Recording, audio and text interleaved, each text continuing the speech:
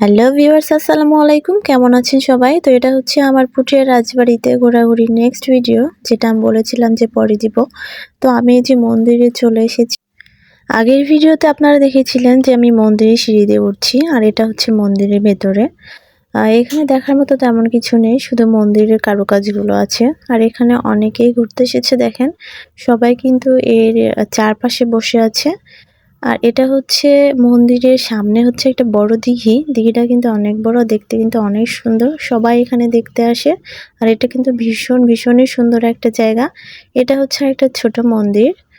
এটাও অনেক সুন্দর। তো এখানেও দেখেন মানুষজন বসে আছে, সবাই গল্প করছে, সবাই সবকিছু দেখছে, কেউ ভিডিও করছে, কেউ পিক তুলছে।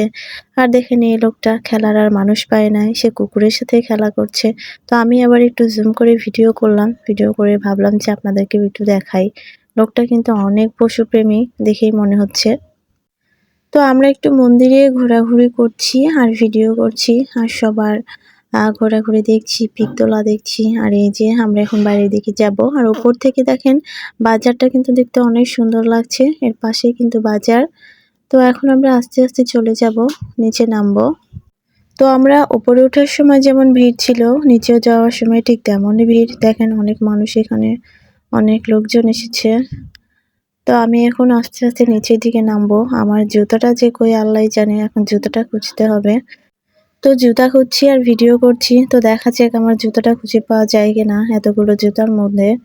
দেখেন অনেক মানুষ, সবাই কিন্তু নিচে নামছে। আসলে এখন গেটটা বন্ধ করে দিবে, সেজন্য সবাই চলে যাচ্ছে। তো এই যে আমি আমার জুতা খুঁজে পেয়ে গেছি, আর এখন আমি জুতাটা পরে নিচ্ছি। জুতা পরে এখন আমি আবার চলে যাব সেই রাজবাড়ির মাঠে। ওখানে যে মেলা বসেছে ওখানে যাব, আর কিছু খাওয়া-দাওয়া করব। তারপর আমরা আবার সবাই মিলে চলে যাব।